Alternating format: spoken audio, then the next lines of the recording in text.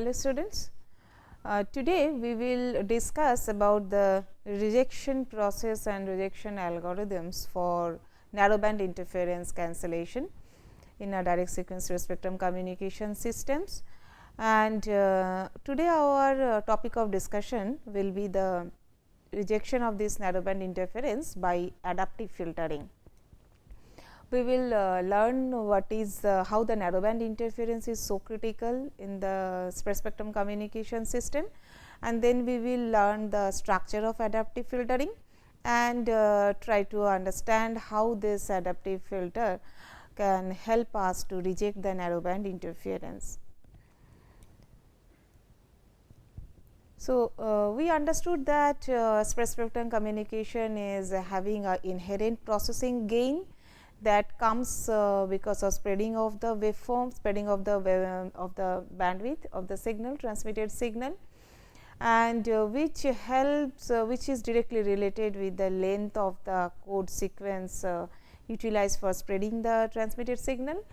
And finally, this is the processing gain that helps us also to get a gain against the narrowband interference, and it helps us to have a cancellation, inherent cancellation property for this kind of communication system against the narrowband interferences. But certain in practical implementation, we have seen actually that the bandwidth is a scarce resource, is a very scarce resource, we understand, and that is why there are several communication systems who are actually sharing the same almost same bandwidth, and we call actually these systems are the overlay systems. And if some spread spectrum communication is a overlay system, where actually there exists a narrowband communication system a priori, then this spread spectrum communication will have a huge interference problem from that narrowband interference. Let us take an example. Then I means suppose there was a narrowband communication system within the bandwidth this, and we are planning to deploy a spread spectrum communication system which also incorporates this narrowband interference zone. If this is the situation, and this is a very common example, a very good example is ultra wideband technology. If you see the ultra wideband technology, we have a bandwidth of 7.1 gigahertz, and it starts from 3.1 gigahertz to 10.6 gigahertz, and within this around 5 gigahertz you will see actually there is a Wi-Fi operation going on, and then Wi-Fi is a narrowband signal, whereas ultra wideband signals are a really wideband, not only wideband, they are the ultra wideband signals who need to be deployed using the incorporating the 5 gigahertz band. So, now the signal who will be in this zone, who will be within this 5 gigahertz zone, the ultra wideband signal who are inside this 5 gigahertz zone, if UWB is having a option to use the spread spectrum communication system, and if you use a spread spectrum communication, then the signal who is close to the zone of this 5 gigahertz, he will have an effect, severe effect from the Wi-Fi. And so, Wi-Fi interference as the power transmission level of the Wi-Fi signals are much higher compared to these ultra wideband signals according to the FCC norms and the rules. And then the intended ultra wideband signals will be completely buried under the interference of the Wi-Fi. So, this is a one example that where interference, narrowband interference can be a very can have a very severe effect on the performance of a spread spectrum communication. And for such example, even if your processing gain for this direct sequence spectrum is pretty large, then also compared to the processing gain you are having and the power level of the transmission power level of the Wi-Fi and the transmission power receive power level of the Wi-Fi and receive power level of the UWB is having so big a difference that the processor to meet up this interference level only by the processing gain will be typically very hard, and also which requires very long length of the sequence, and it will be finally hard to implement in the hardware. So, this is one example where the narrowband interference can actually have a severe effect on the deployment of the other spread spectrum overlay system. And so, we call this arrangement the overlay system, because UWB is a overlay over the existing narrowband systems of the Wi-Fi. Another example is that jamming against the tactical spread spectrum communications. So, that is another instance where the narrowband interference can exceed the natural resistance power of a spread spectrum communication. That means, the power of the interference is much higher than the processing gain achievable by the spread spectrum communication system. And that is why in both the situation, the example 1 and example 2, you will have a severe effect from the narrowband interferences on the intended spread spectrum communications. So, there are wide variety of techniques. So, it is important first of all to understand that cancellation of narrowband interference is a very critical issue in the spread spectrum communication. We should not only rely on the processing gain and the inherent capacity of spread spectrum communication, which is actually coming from the processing gain to cancel out the narrowband interference. We have to develop some technique to cancel the interference inside the receiver architecture.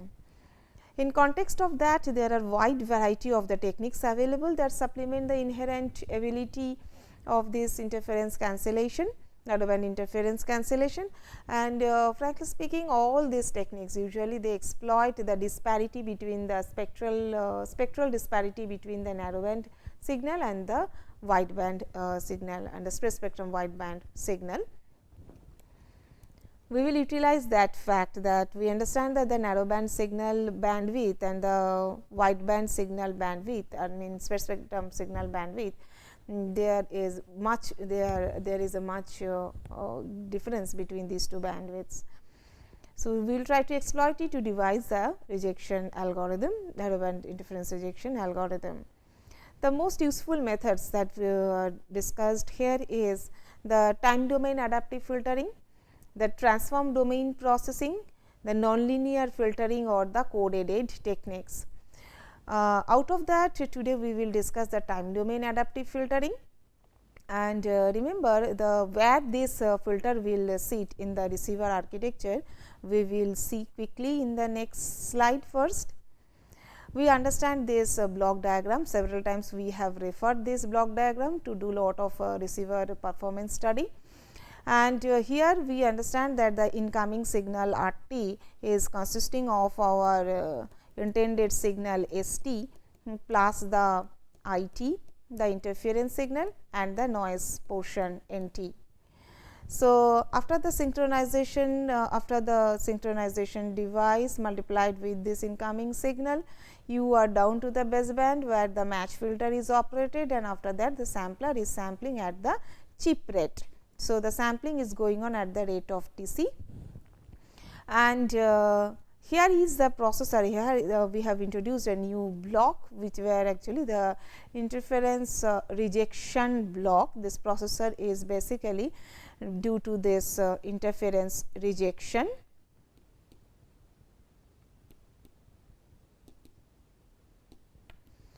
And the output of this interference rejection block is fed to the spreader, and the decision devices they are connected on. Earlier we did not show this block. We have done the whole receiver architecture, studied receiver architecture by directly connecting the output of the sampler to the input of the spreader. So, here comes the interference rejection filter.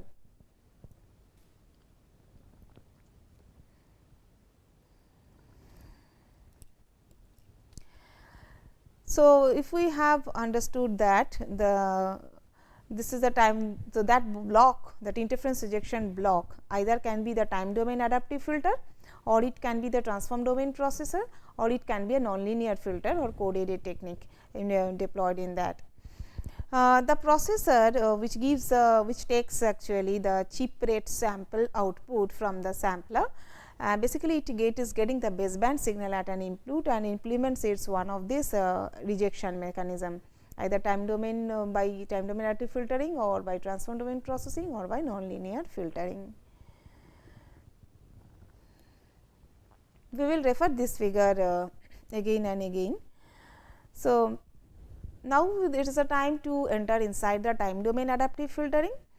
Time domain adaptive filter for the interference suppression process, it takes the baseband sampled values as I have mentioned and shown in the earlier diagram, and it adaptively estimate the interference, where the name goes. The adaptive filter, it is adaptively estimating the interference from the incoming signal, and once the estimate is done, it subtract the interference, this estimated interference from the received signal, and hereby cancelling the interference.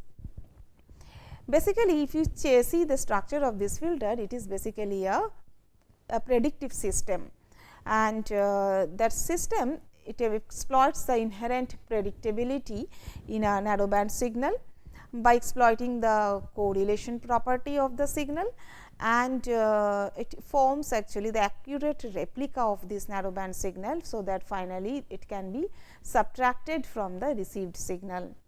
So, in the received signal RT, you are getting the combined spectrum of a narrowband plus a wideband signal.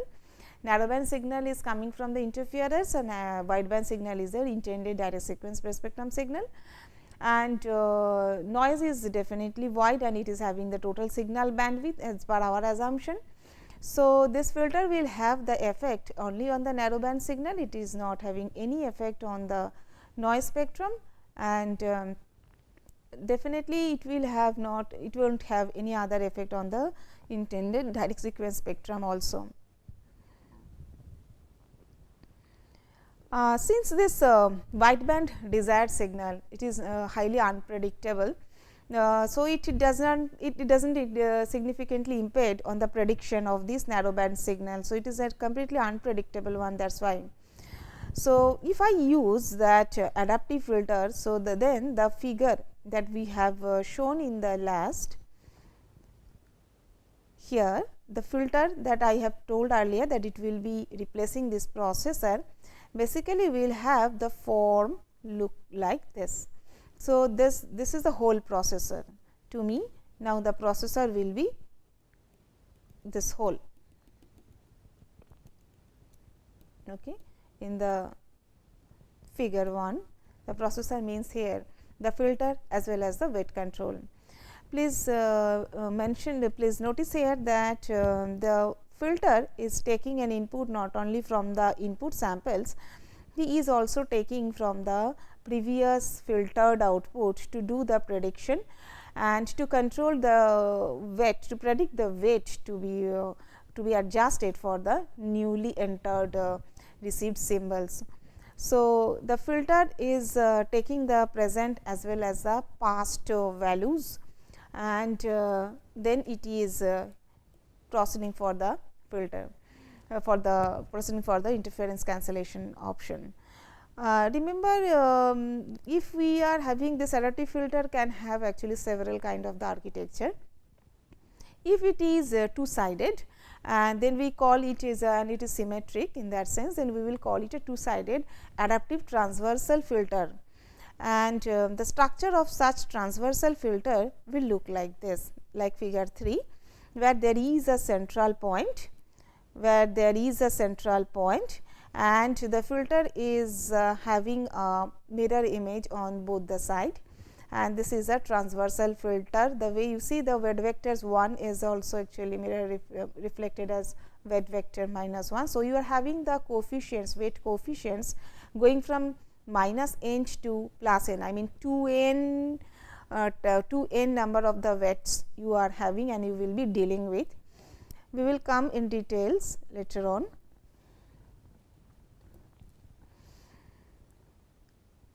So, if it is a one sided structure, so remember it does not have a central point. If it is a one sided structure, then it will be of predictor, then we will call that filter structure as a predictor, and this filter is basically an interpolator.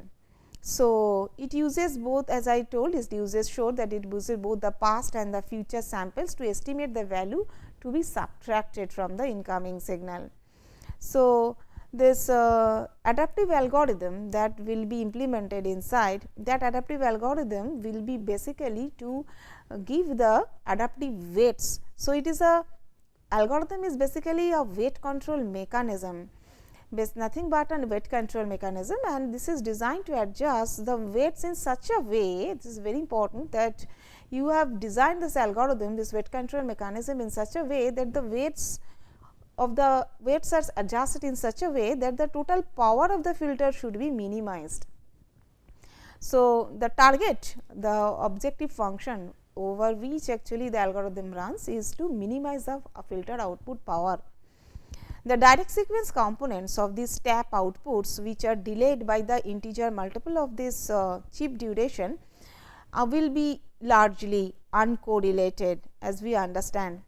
So, see that direct sequence components, so filter means we are having the several taps, and the direct sequence components that are coming as an input, we actually basically inside the RT we are having the direct sequence components and we are having the narrowband interfering components.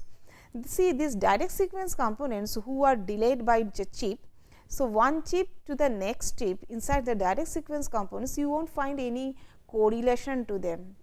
The samples are uncorrelated to each other, but the narrowband interference, so the narrowband signal, they are heavily correlated. So, the tap output that you are able to see here with the with the typical chip delays, then you will be able to see that they are largely uncorrelated with each other. But the narrowband interference components, as they are heavily correlated, so filter will work on this fact that he will try to find out the correlated samples and subtract those correlated samples from the uncorrelated, from the total one, to find out the, so that you are left with the uncorrelated samples. So, filter targets to estimate the correlated samples and then subtract it from the total received samples to get with to stay with the uncorrelated samples. So, that is the main idea, and so hence the interference is cancelled by estimating the correlated samples and subtracting it from the total input signal.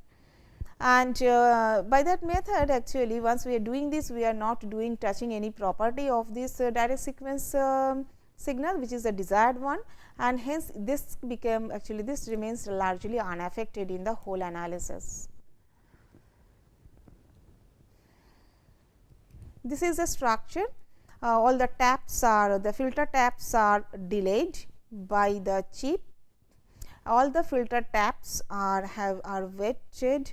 The output of the each and every filter taps, they are multiplied with some weight. We are having total 2n number of the taps and 2n number of the weight vectors, and they are summed up such a way that so that you get the total output power of the filter, such a way that the total power of the filtered output will be minimized.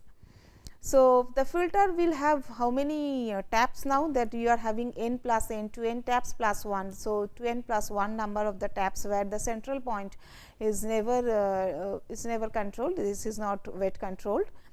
And if I write the input vector to that filter to be x k, where x k will be having 2n number of the samples, the corresponding weight vectors will move from w of minus n k say to w n k, and where t transpose nothing but the transpose in both the cases, and the central tap output, that is denoted by d in the last figure. Yeah, in the last figure we have denoted the central tap as a d. It is excluded, this d is excluded from our expression x k, and since this coherent demodulation is going on a priori to this filter architecture, I mean to say that at the input of this filter, we have seen that this is coming from this input to the filter is basically coming from the sampler, and before the sampler some synchronous modulation. The match filter was there, and prior to the match filter we had the synchronous the synchronizer, who were actually the RT was fed, and here our e to the power j 2 pi f c that frequency was coming to bring it down. So, it is a synchronous there is a synchronous modulation if I think that some synchronous modulation is going on a priori, and then we can definitely think of the fact that if the synchronous modulation is going on at a priori, then the symmetric then all the components that the x k and w k that we are concerned here, they are all the real valued components, because at the end of the modulation, synchronous modulation, you won't get any, you will be left only with the real valued component or valued samples, and both are the both the samples that you are dealing with here. That is why actually we are keeping it, considering that all the x k and all the correlation functions, everything they are of real valued only. The symmetric correlation matrix, if we are now defining by R x x, that will be given specially by the expected value of x and x transpose, and the cross correlation vector will be definitely given by the expected values of the x int with the d, because this d is not included inside this vector, the input vector. That is the definition of ours. One is the symmetric correlation matrix, another is the cross correlation vector. Remember one thing, this optimal weight vector, the target is to find out the optimal weight vector, what should be the optimal value of the weights. So, optimal weight vector will be such, the way the finding of this optimal weight vector will be simply found out by the multiplication of this R x x inverse with the R x x d, that means correlation of the, that means the multiplication of these two matrices, the symmetric correlation as well as the cross correlation vector, and where actually we are trying to find out. And this relation that it will give the optimal weight, that there is a fundamental proof of it, and we get this proof by this Wiener-Hoff equation.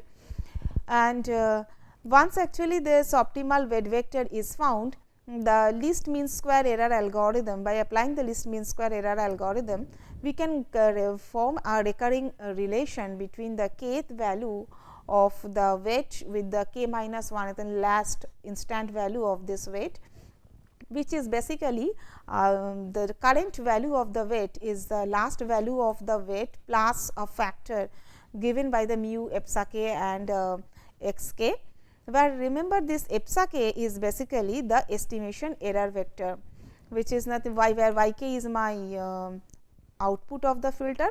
So, filter output and the central portion, that difference you are trying to find out, and this is the estimation vector, estimation error.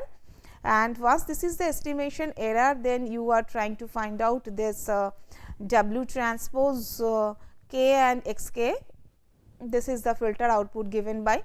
So, mu is the adaptation constant, which controls the rate of the convergence of the algorithm, and it is selected. So, multiplied by this adaptation constant, your error vector and the current value of the input and of the input vector. This is controlling the choice of this second portion of the equation, and finally adding up that factor with the old weight vector, you are getting the current weight vector. So, the way this is a list mean square, the weight vector is done in such a way that you are choosing the least value of the mean square errors of the mean square error of the estimation, and then the output of this adaptive filter that you are getting with by adjusting this adjusting this new weight vectors, we do the filtration of the incoming signal, and then we apply the filtered signal to the displacer. Remember, under certain conditions it may happen that this the mean weight vector the mean weight vector converges to W0 after certain number of the iterations of the adaptive filter. So, if it is assured that W will be is equal to W0, I mean you are converging, then a straightforward analysis can be indicated that the adaptive transversal filter will provide the substantial separation of this narrowband interference. So, this is the target where actually you have to reach by adjusting the mu and checking the value of the epsilon k to be minimized as minimum as possible, and with a reasonable time of the convergence such that actually you can suppress the narrowband interference reasonably. This interference suppression though increases if you increase the number of the taps, but sometimes it always incomplete also if the interference has a non-zero bandwidth, because we understand that a finite impulse response filter can only place a finite number of the zeros in the frequency domain.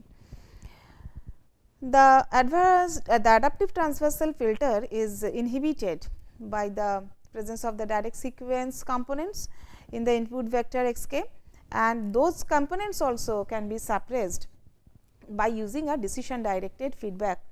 This decision directed feedback is shown in the next slide. So, what we are trying to do here is the decision directed adaptive filter is the next stage of whatever we have seen in the figure number 3. Here the input samples with the bit delays, they are fed in the adder, and basically the symbols that were already that are already obtained at the output of a decision device, our decision device already they are brought, and with a delay of actually with a weight adjusted with them by the eta and also the spreading code with a delay of the processing gain g or with a delay of the length of the actual spreading code utilized, they are actually regenerated. Suppose this is another spread signal that you have got now, and input samples are also obtained here, and if we are having some additions here, and then that signal is fed to the adaptive filter. So, one level of the rejection of the interference is possible, and the final refinement is done by the adaptive filter itself, and again this guy is fed to the output of this adder is fed to the dispreader. So, in these cases the previously detected symbols which are remodulated once again, which remodulate the spreading sequence once again, which are delayed by this g that we have shown already in the last figure. They are used to help out the filtration process again, but remember the amplitude compensation is done by a factor of eta, and the resulting sequence provides then the estimate of this direct sequence components. So, the component of the sequence itself actually that are present maybe inside the input samples. So, this subtraction can help you actually to get rid of the direct sequence contamination, and the samples then applied to the transversal filter, and that transversal filter will the structure of this transversal filter that we have seen in this figure. This adaptive filter is basically having the structure like this bigger one. Okay. And so, these samples are then applied to the adaptive filter. When we will be applying this structure, the output will be the output of this will be fed to an adaptive filter, but this adaptive filter is having exactly the structure like this except the central tap. Okay. And then the transversal filter output will be refined interference estimate that are subtracted from the incoming signal. Now, if we are having some erroneous symbol detection at the output of the detector, so definitely means that if that is used to remodulate the locally generated direct sequence direct sequence, then definitely, and if it is used to reject the effect of the direct sequence in the incoming signal, then this erroneous signal will actually escalate the problem of the interference in the incoming in the escalate the process of the escalate the interference amount, and it will disturb the total process of the interference rejection in the adaptive filter. So, we need to be very careful of using the symbol already detected symbols. And the moreover, if you are having the moderate values of the signal to interference ratio in high SIR zone, when the signal to interference ratio is moderate, then we can rely that this process will work. I mean the decision directed adaptive filter will really be very helpful in addition to the original adaptive structure that we have discussed. But adaptive filtering is only effective after the convergence of the adaptive algorithm, which may not be able to track the time varying interference. Definitely, we should be remembering the fact that it's hard actually to track any time varying interference. So, it will be effective after only the convergence of the adaptive algorithm. And in contrast, actually the other one which we understand as a transform domain processing, that we will discuss that we may discuss actually sometimes later, that will suppress the interference almost instantaneously. So, if I compare the pros and cons of this adaptive filter, so this is a very common and fast stages of the filter, and most popular also in the receiver architecture to have to implement also, and to utilize and to get rid of the additive interference, narrowband interference in the spread spectrum communication systems, and it is a supplement of the existing inherent capacity of the direct sequence system to reject the narrowband interferences by means of the code gain, which is also called the processing, by means of the processing gain, which is actually directly related with the length of the codes. But this filter, remember that adaptive filter is not able to track the time varying interference in that sense, and if we wish to instantaneously suppress the interference, then adaptive filter won't be a good choice.